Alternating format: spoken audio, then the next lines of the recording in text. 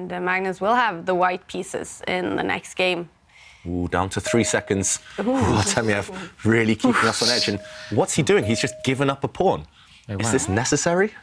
He's showing off now. I mean, should still be a draw, but why go for this? Makes no sense giving up a pawn. Are you seeing chances for Magnus now? Yeah, definitely. It's just, you don't need to give up a pawn like this. Why? Yeah, incredible. I mean, it was just completely level. I mean, this is the kind of thing you're playing Magnus, and you're like, I'm just going to give myself some pain because, I don't understand that at all. Just parking your king on the in a corner square on the opposite colour to your opponent's bishop is enough to draw. So there is still some leeway. Despite what the computer says right now, Artemiev should still draw this game just by planting the white king in the corner of the board later on, if he needs to. That's why Magnus keeps the knights on the board. How about the clock time? Is it hard for Artemiev to do that with so little time on the clock? Well, now the knights are on the board, I think it's going to be a difficult task for him. You know, he's more than capable of holding this position, but he has made a bit of a mountain out of a molehill in this defence. I mean, you can reroute this knight to attack the h-pawn, and the bishop can attack the h-pawn, so black can potentially get both of his pieces attacking white's remaining pawn, and that could really tie down white. And the other thing is you can play this position on forever now, and before, you never give your opponent a pawn for free in an ending, even if it is a draw. Just torturing yourself.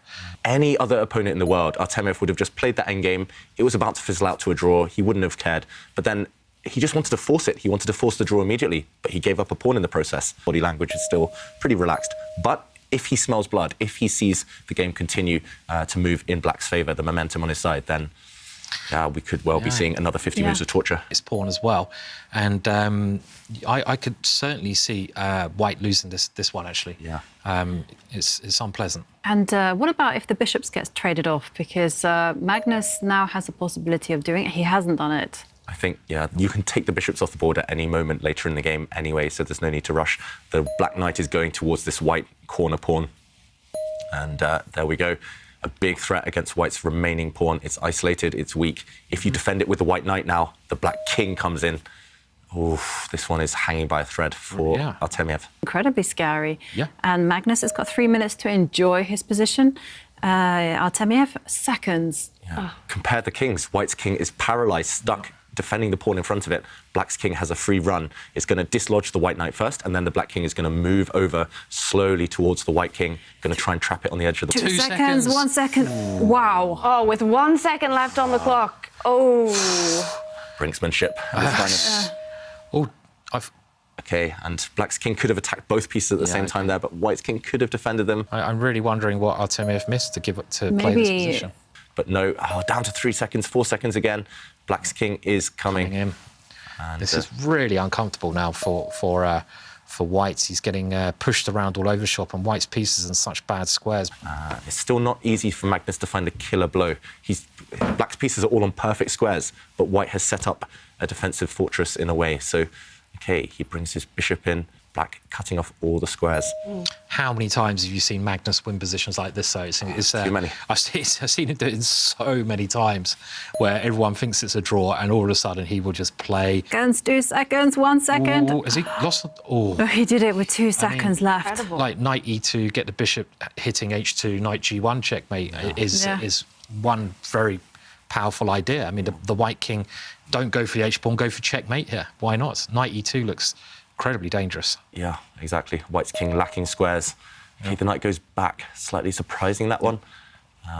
As you mentioned, Simon, that was so tempting. At least threatened the idea of checkmate. And okay, instead, now white's knight has centralised, so maybe slightly better set up defensively. He's kind of got still the same idea in the air. You know, the white king doesn't have too many squares, and Artemiev is just reduced to moving his knight to random squares. Yep.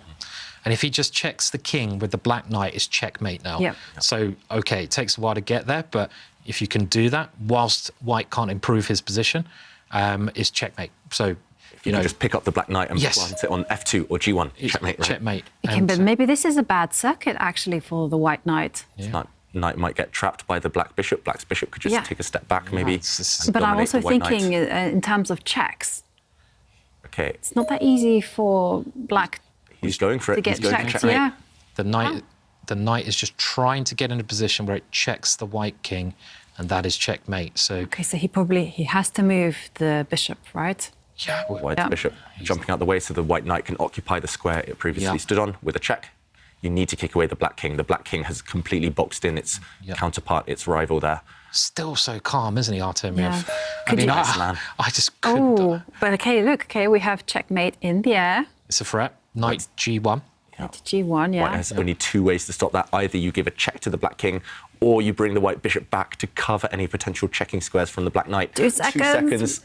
Only two possible moves to stop checkmate. Oh, dear. He gives a check himself. Unbelievable. I can't believe he looks so calm. I know what I would be doing here, and it wouldn't be looking like that. I mean, I'd be dripping sweat on the floor here.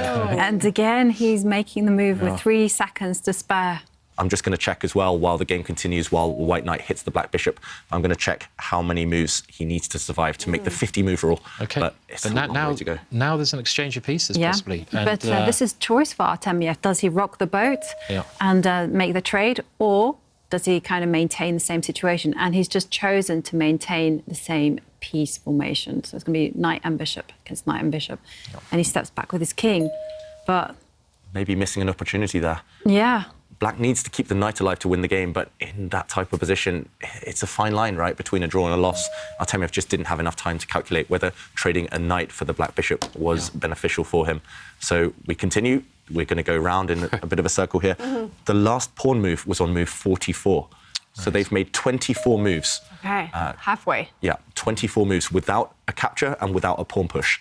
If it's 50 moves, so if there's no capture or pawn push before Black's 94th move, it's a draw. Okay. I mean, it's more stressful now. My nerves aren't the same as they used to be. Okay, we see a trade, so no more 50-move rule. But yeah, I was just going to say it's become more of a habit now, a bad habit that I need to kick. But time trouble, it's definitely a sin. Don't try it at home. And you, Simon, I mean, when I'm in this kind of situation with seconds left on the clock, I feel incredibly stressed. Do you feel? I can't handle it. I mean, I just, I've got enough bad habits as it is. I don't need any more. So, but I love the rush. I mean, I love blitz chess over the board, and I do, the adrenaline is incredible. Yeah. But I don't play very well when I'm short of time. I'm not particularly good at calculating quickly like David is. Oh, Okay, hang on a second. Okay, the bishops have come off, so Black needs his knight. Hang a minute.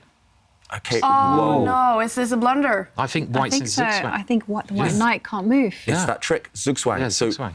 no matter what White does now, his position will worsen. If the white king moves, the black king comes across and takes the white pawn. If the white knight moves, the white knight is getting trapped. Oof, sneaky.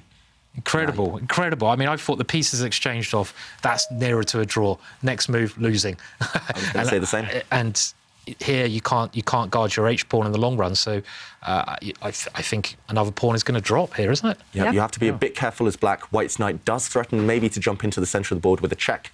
That's why Black covers any potential checks.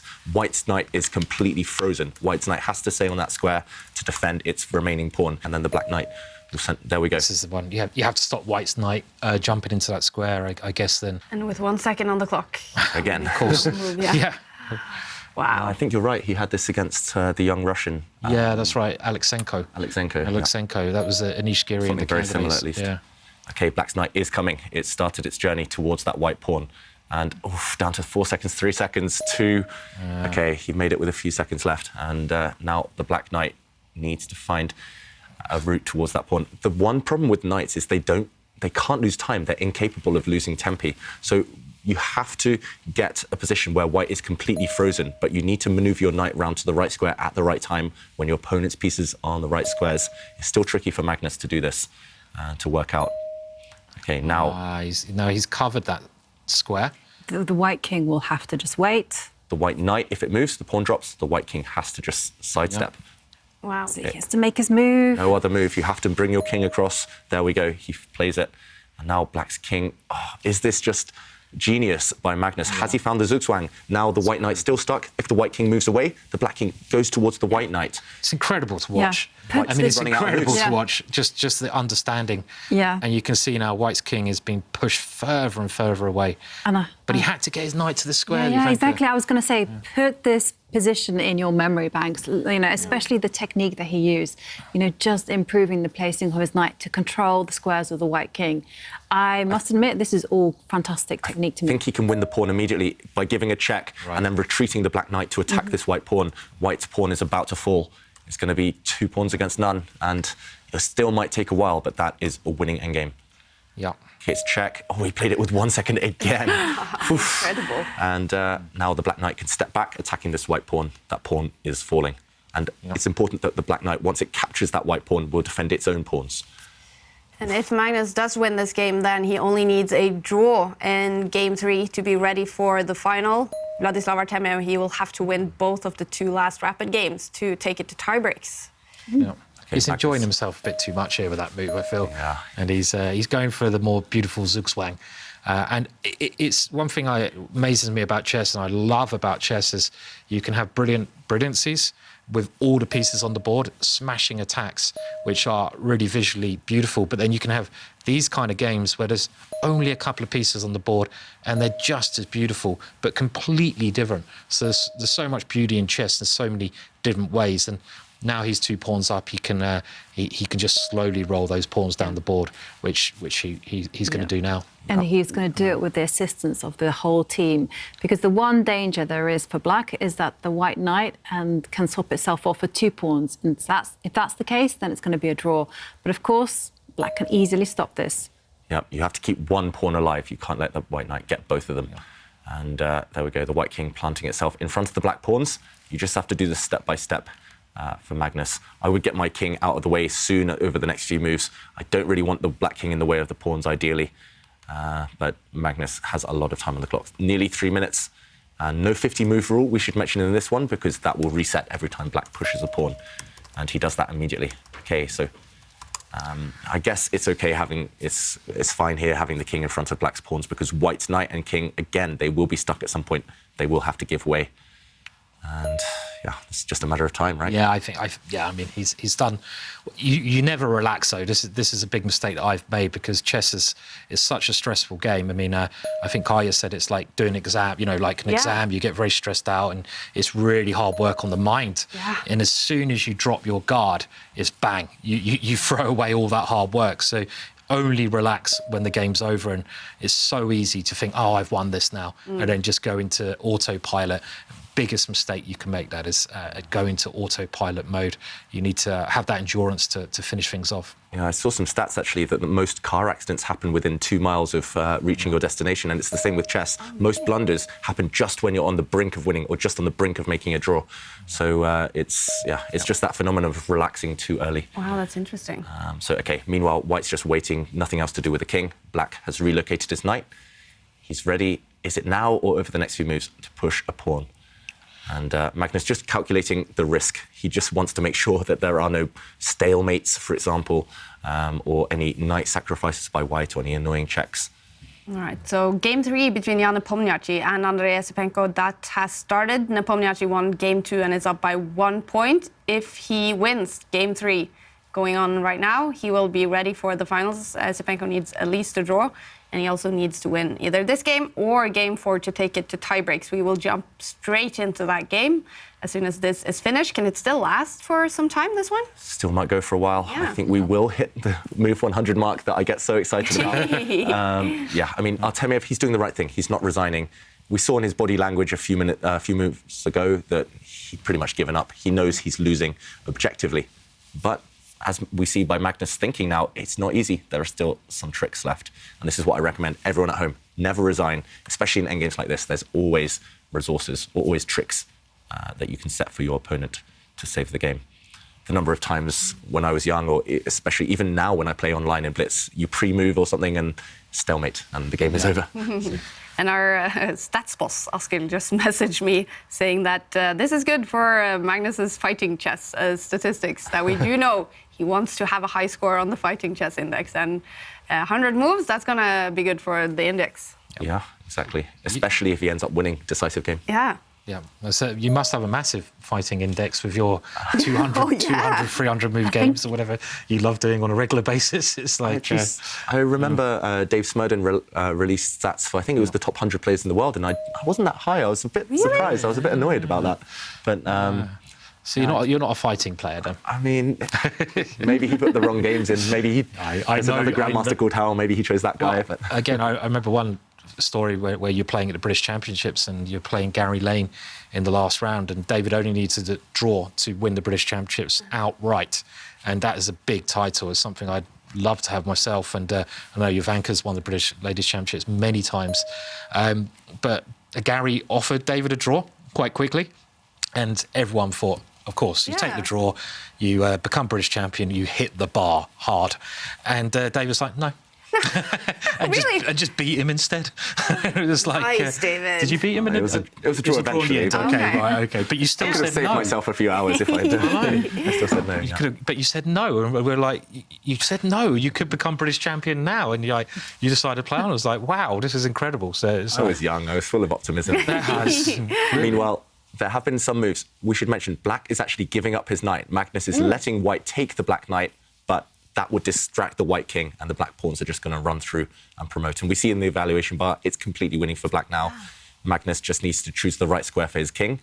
I'm not sure whether it matters. I mean, I would go in front of my pawn here, to be honest. But yeah, I think this one is winning. The Black pawns are just too close to the promotion squares now. Yep. Yeah, I would definitely go in front of my pawn. It looks good.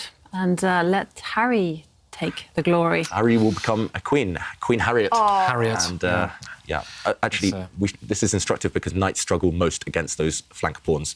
Knights struggle against Harry and Alice the most. So promote Harry here. That's the key. Harry, not Alice. Harry and Harry. Well, will we see Harriet the queen, or will Artemiev give up before that, do you think? Probably give up. He'll give up before then. So. I think when it becomes apparent that he can't maintain... Well, Artemiev is trying, but you can't take the pawn. That's the problem. The knight takes pawn, you just give a check with your knight. And King h4. I mean, you still have to calculate that. Magnus doing it the hard way. He's still working things out, right? Yeah, I mean, I would be like, OK, this looks like still, you've only got one pawn now. And it's like, right, you have to be very careful about your calculation here. I mean... I'm surprised by this, actually. I think Magnus is going for something that he studied before. I've seen this endgame with a king and a pawn on this square, and White's knight completely stuck, stopping the Black pawn. And all you need to do as Black is relocate your knight, distract the White knight, and then your pawn promotes to a queen. So I think Magnus had it worked out pretty much, or has seen something very similar to this before, seen this pattern.